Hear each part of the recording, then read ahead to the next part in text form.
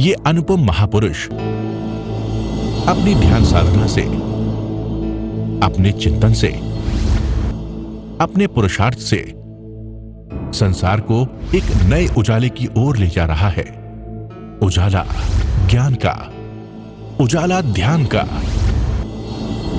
उजाला उच्चतम शिखर पर जाने का। देखूं साई, मैं तो शिव में देखूं साई, शिव में देखूं साई, मैं तो शिव में देखूं साई। सबके भगवन भगवन।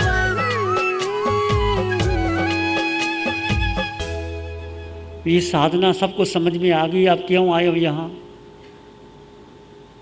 ये साधना क्या साधना है? आनंद, शांति और ज्ञान। आनंद हमारा स्वभाव है, शांति हमारे भीतर है, ज्ञान हम स्वयं हैं। The knowledge we are, peace is inside, bliss is our nature. तीन बातें। आनंद हमारा स्वभाव है, जैसे मिश्री का स्वभाव मीठा है, ऐसे आत्मा का स्वभाव आनंद में। जैसे जैसे तुम आत्म में गहरे उतरते चले जाओगे, गहरे उतरने का मतलब तुम भीतर जाओगे, तुम्हारा आकर्षण बाहर का टूटेगा, तब जाओगे।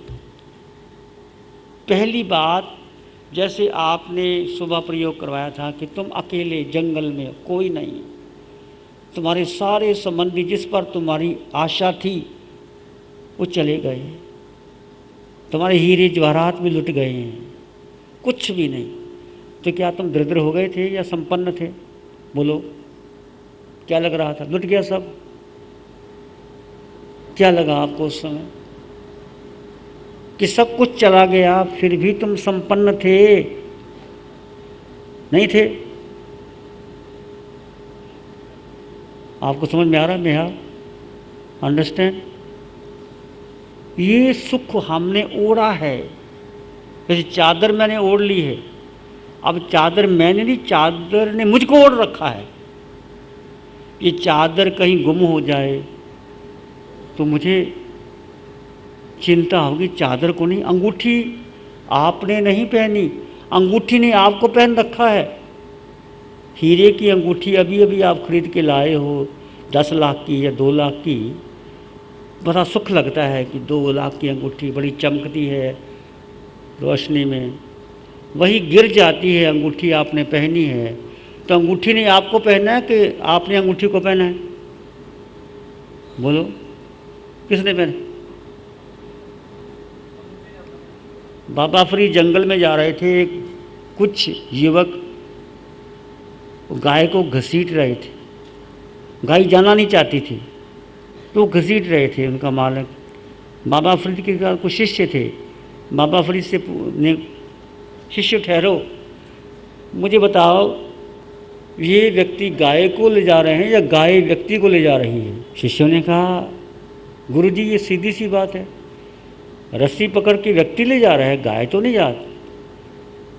बाबा फरीद ने कहा, एक बात है, रस्सी कुछ काट दो, इसके पीछे कौन जाएगा? हमें ज़रूरत है, लगता है कि मेरे पीछे आ रही है। अंगूठी को आपकी क्या ज़रूरत है? अंगूठी गिर गई, तुम अंगूठी के पीछे भाग रहे हो। तुमने अंगूठी को पहना, अंगूठी ने तुमको पहन रखा है। गाय ने, तुमने गाय को नहीं बांधा, गाय ने तुमको बांध रखा है। समझे? गाय की रस्सी काट दो, गाय तो भाग जाएगी, ये पीछे पीछे भागेगा फिर। मेरी गाय, मेरी गाय, गाय को क्या जरूरत है इसकी? तो हम फंस गए हैं कीचड़ में, संसार में। ऐसा नहीं कि तुम उसमें रहो, उसको अपना मत मानो। अंडरस्टैंड? रहोगे घर में, फैक्ट्री भी चलाओगे, यदि गाय को तुमने इतना प्यार दिया तो गाय तुम्हारे पीछे पीछे आएगी। गाय को जबरदस्ती डंडे से पकड़ के गाय भाग जाएगी। तुम गाय को इतना प्यार दोगे, खिलाओगे, तो गाय अपने आप आ जाएगी, तुम्हारे घर में आ जाएगी। समझे नहीं? वही गाय है। घसीट के ले जाओगे तो गाय को तुमको बांध दिया। उस गाय को बड़े प्रेम से, सहानुभूति से खिलाओगे, लेके जाओगे, तो गाय अपने आप घर में आ जाएगी। तो कहने का अर्थ क्या? तुम जहाँ भी हो, उस पर अधिकार मत जमाओ। ये मेरा परिवार, ये मेरा घर, ये मेरी अंगूठी, ये मेरा पद, ये मेरी कुर्सी, ये मेरा शरीर, ये मेरा जो मेरा है वहाँ दुख है। आपको ध्यान करना, मेरा और मैं का, मेरा उपाधि है और मैं स्वयं आत्मा हूँ। हमने कहा मेरी आत्मा और मैं शरीर, ये दो वाक्य गलत थे। मैं आत्मा, जो मेरा है वो छूटेगा, निश्चित छूटेगा। मेरा परिवार, मेरी पत्नी, मेरी बेटी, जो भी कुछ है, जहाँ जहाँ तुम्हारा मेरापन है उसको छोड़ना पड़ेगा। छूटेगा तो खुश हो जाओगे। हम घर पर छोड़ दिया, हम सुखी हुए कि नहीं हुए? बोलो कि दुखी हैं? बोलो सुखी हैं कि दुखी हैं? सुखी है ना? तुम आ जाओ, पर नहीं, बस यही तो प्रॉब्लम है।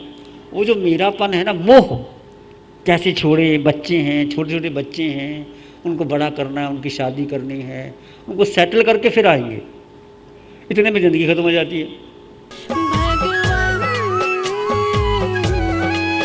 देखिए, अब आप घर में ध्यान कैसे करेंगे इसकी मैं बता देता हूँ।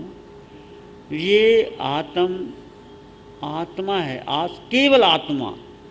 महावीर की वाणी कहती, एक गे आया, एक गे नाने, एक गे लोए। एक है आत्मा, एक है ज्ञान, एक है। और ये भी आपने पढ़ा होगा कि जी आयावादी से लोयावादी, गौतम पढ़ा है आपने आचार्य सूत्र में। जे आयावादी से लोयावादी, जे लोयावादी से कम्मावादी, से कम्मावादी से क्रियावादी। क्रिया को चौथा नंबर दिया भगवान ने। पहले आत्मनिष्ठ बनो। आत्मा को, आयावादी का मतलब आत्मा में विश्वास करना। आत्मा में विश्वास करोगे तो लोक है ये। जैसे शरीर में आत्मा वैसे लोक है। तीनों लोक में आत्मा है। नरक के नेरियों में आत्मा, 7 नरक है, पाथरण में आत्मा, ये मध्य लोक में आत्म, पशु पक्षी, जलचर, थलचर, खेचर, उर्पुर, भुजपुर और सब पशु पक्षियों में आत्मा। फिर मनुष्य में आत्मा, स्त्री में आत्मा, 5 भरत, 5 रावत, 5 महावीर में आत्मा, 26 देवलोकों में आत्मा, अरिहंतों में आत्मा, ये पूरे लोक में। फिर तो आज जान लगे, आयावादी आत्मा, फिर लोक, फिर कर्म आत्मा पर चिपके हैं, कर्म थोड़ी समझ, फिर क्रिया, फिर आचरण करो। हम क्रिया कर रहे हैं, क्रिया का स्तंभ चौथा है। और क्रिया धर्म नहीं है, क्रिया हो रही है उसको जानो और देखो। ध्यान कौन कर रहा है? तुम ध्यान कर रहे हो, शरीर कर रहा है, आत्मा ध्यान नहीं करती, समय का आत्मा नहीं करती, शरीर कर रहा है। आत्मा दृष्टा आया तो तुम्हारा ध्यान हो गया। जितने क्षण तुम दृष्टा में रहे, शांत रहे, वो ध्यान। चाहे 1 घंटे में 10 मिनट भी रहे तो हमारी आज के 5 समय कर ली, उपवास का फल आ जाएगा, बड़ी खुशी मनाते। 5 समय कर ली, 11 समय कर ली। अरे आपने को कैसे क्या जाना? समय का है या ध्यान है, आत्मा का आत्मा में स्थित हो जाना। अप्पा अपमी रयो स जानम। जब आप बैठ जाते हो एकांत में, आत्म में स्थित होने लग जाते हो, वो ध्यान है।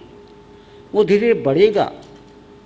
भगवान महावीर ने 12.5 वर्ष तक ध्यान करके मोहनीय कर्म तोड़ा, केवल ज्ञान प्राप्त किया। देखिए कितना समय लगा। ध्यान इतना इजी नहीं है कि ये तो अभी आपको एक हम ट्रेनिंग दे रहे हैं। Then you have to follow regularly in your life. 2 घंटा कम से कम सुबह शाम ध्यान में, 2 घंटा। 24 घंटे में 2 घंटे नहीं दे सकते? बोलो। 6 घंटे खाने में लगा देती हो, 6 घंटे सोने में लगा देती हो, 6 घंटे व्यापार में लगा देती हो, 4 घंटे न्यूज़पेपर पढ़ने में लगा जाते हो, गपशप करने में लगा जाते हो, मनोरंजन में जा सकते हो। ध्यान के लिए काम तो समझिए नहीं दे सकते।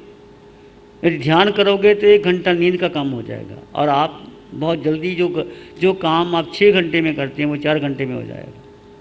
आपकी ऊर्जा शक्ति बढ़ जाएगी। शरीर और आत्मा अलग है, तुम्हें एहसास होगा। जैसे म्यान में तलवार है, लगती है म्यान, पर तलवार अलग है, म्यान अलग है। ऐसे शरीर में जो आत्म प्रदेश है वो आत्मा है, वो असंख्यात है, वो अशरीरी है, वो दिखाई नहीं देते, आँखों से सुनाई नहीं देते, पांच इंद्रियों का विषय नहीं, कान नाक बुद्धि, वो बुद्धि भी नहीं, मन भी नहीं, संस्कार भी नहीं, धारणा भी नहीं, शरीर भी नहीं, वो हल्के भारी भी नहीं, न हल्का न भारी, आत्मा का गुण है। और वही आत्मा अटल अवगाना, यही आत्म प्रदेश जब अंतिम समय आएगा सिद्धशिला में, एक समय में तुम सिद्धशिला में चले जाओ। अटल अवगाना ये आत्मा का निज गुण है। 8 गुण जानते हो ना आत्मा के? 8 गुण, अनंत ज्ञान, अनंत दर्शन, अनंत सुख, अनंत शक्ति, क्षायक समकत, ये आत्मा का गुण है। अटल अवगाना, अमूर्तपना, अगुरु लघु, आत्मा न हल्की है न भारी है, निराकार है आत्मा का, कोई आकार नहीं है। और वही आत्मा अंतिम समय सिद्धशिला में महावीर की आत्मा के समान मिल जाएगी। तो हमारा लक्ष्य है अटल अवगाना में। वो कितनी है? एक क्षण का मतलब इतना करते हुए असंख्यात समय बीत गए। एक समय में इतनी शक्ति आत्मा में है। जैसे तुम सोचो, अभी अमेरिका आ गया, सोचो जहाँ गए, मन कितना पावरफुल है। मन तो कुछ भी नहीं है, आत्मा एक क्षण नहीं, क्षण कहना भी तो बड़ा कठिन है। तो धीरे धीरे अब आत्म से ये साधना, आपकी आत्म दृष्टि बढ़ेगी, आत्म ज्ञान बढ़ेगा, आत्म शक्ति बढ़ेगी। आप घर में रहते हो साधना करो। हम नहीं कहते कि हमारे पास आके दीक्षा लो, घर में रहो, आपका जीवन बदल जाएगा, घर के लोग बदल जाएंगे।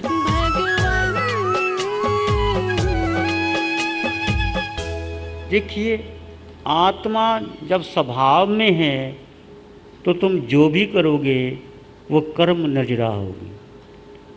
आत्मा की उपस्थिति में शरीर करता है। यदि आत्मा विभाव दशा में साथ लग जाती है तो कर्मों का बंधन होता है। ये समझना जरूरी। आत्मा अपने स्वभाव में है तो कर्मों का बंधन नहीं होता। आत्मा जब विभाव में है तो कर्मों का बंधन होता है। स्वभाव और विभाव, स्वभाव, आत्मा का स्वभाव है ज्ञाता दृष्टा। तुम्हें कुछ भी हो रहा है, तुम देख रहे हो, मुस्कुरा रहे हो, सामने वाला गाली दे रहा, तुम अपमान करता, तुम्हें कुछ नहीं होता, तुम्हारे कर्म कर। अर्जुन माली ने 6 महीने में मोक्ष प्राप्त कर लिया। पत्थर मारे, गाली दी, उसने कोई प्रतिक्रिया ही नहीं करी। 6 महीने में इतने लोगों की हत्या की, 1141 लोगों की 6 महीने में कैसे मोक्ष प्राप्त कर लिया? यही साधना है।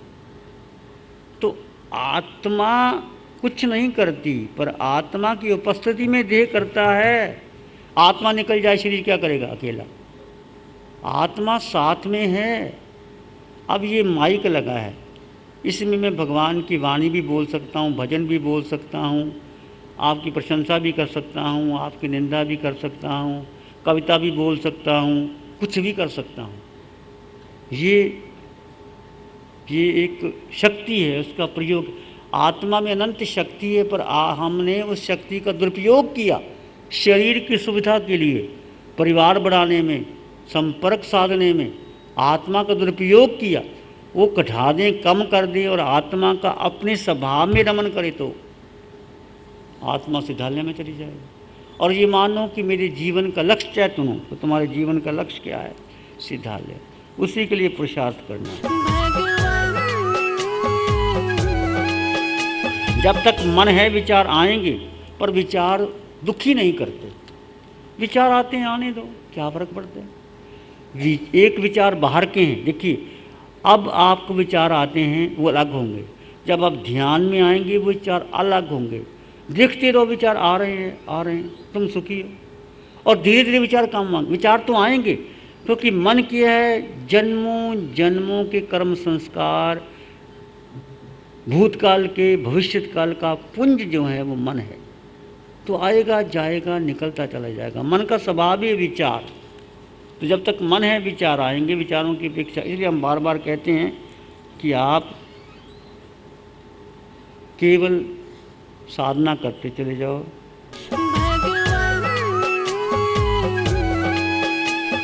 आर्य मौन का अर्थ है मन से मौन, वचन से मौन और काया से मौन। जब आप चलते हो तो आप मौन रहोगे, और जब काया में बैठ गए, एक स्थान पर बैठ गए,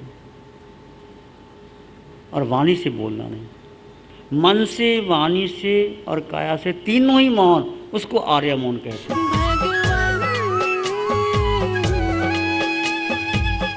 जब आप क्रोध करते हैं कर्म का बंधन तो होता है भाई, उसको समझा दो प्यार से, और गुस्सा भी करो, बाद में क्षमा याचना कर लो। यदि वो नहीं मानता, कई बार वो नहीं मानता, तो व्यक्ति ऐसा है कि गुस्से से मानता है, तो गुस्सा भी कर लो, फिर क्षमा याचना कर लो। अच्छा भाई, कर सकते हो कि नहीं कर सकते?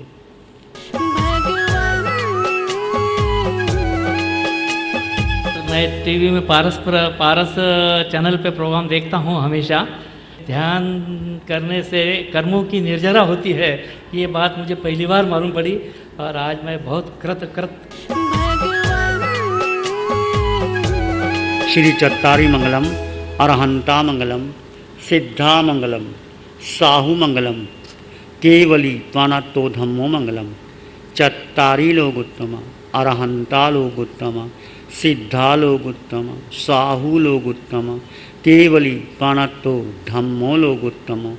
चत्तारी शरणं पवज्जामि, अरहन्ते शरणं पवज्जामि, सिद्धे शरणं पवज्जामि, साहू शरणं पवज्जामि, केवली पाणत्तं धम्मं शरणं पवज्जामि। चारे शरण दुख हरण जगत में और न कोई होगा जो भव्य प्राणी, उसका अजर अमर, उसका सदा ही मंगल।